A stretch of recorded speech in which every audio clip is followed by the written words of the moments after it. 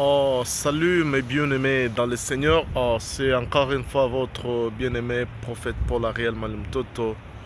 Et je vous salue au nom de Jésus-Christ. Jésus est Seigneur dans ma vie. Cette année, c'est une année que Dieu nous a donnée et je vous souhaite tous une nouvelle année pleine de bénédictions, d'abondance et de merveilles de la part du Seigneur. Tout ce que je peux vous dire, c'est que Dieu est fidèle. Il a été fidèle pour nous durant l'année 2017 et 2018. Nous voici à 2019. Nous sommes juste à janvier. Nous sommes aujourd'hui je crois que nous sommes aujourd'hui le 9. Et Dieu fera de grandes choses. Et tu dois compter sur lui, tu dois compter sur son amour. Car il est fidèle et il fera beaucoup de choses dans ta vie. Reste toujours assis dans la parole. Jésus avait dit à ses disciples qui avaient cru, si vous demeurez dans ma parole, vous serez réellement mes disciples. Vous connaîtrez la vérité et la vérité vous affranchira. Il n'y a que la vérité qui peut t'affranchir. Et dans tout le domaine où tu ne connais pas la vérité, tu resteras esclave. Tu resteras esclave de la pauvreté si tu ne connais pas la vérité sur la prospérité. Tu resteras esclave de maladie si tu ne connais pas la vérité sur la guérison. Tu resteras esclave de stress si tu ne connais pas la vérité sur comment vivre la joie en Christ.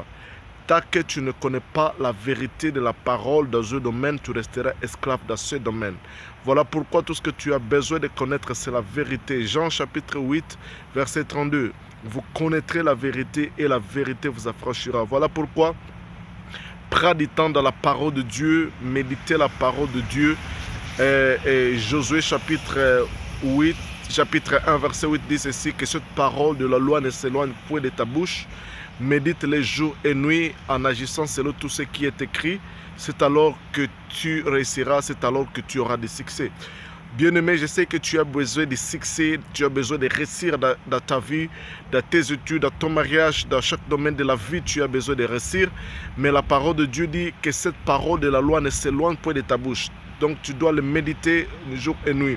Après avoir compris la vérité écrite dans ce livre de la loi, dans la parole de Dieu, tu dois confesser à haute voix par ta bouche. Parce que la Bible dit, c'est en confessant de la bouche que nous parvenons au salut. Nous devons confesser par notre bouche toute vérité que nous avons compris. Si tu comprends la vérité sur la guérison, tu dois confesser la guérison. Ne confesse jamais la maladie. Si tu comprends la vérité sur la prospérité, ne confesse jamais la pauvreté. Si tu comprends la vérité sur la joie à Christ, ne confesse jamais le stress et les problèmes. Confesse la vérité que tu comprends et tu auras la joie et tu seras dans la joie. Bien-aimé dans le Seigneur, la vérité que tu connais et que tu comprends, c'est celle qui t'affranchira. Que Dieu te bénisse. Amen.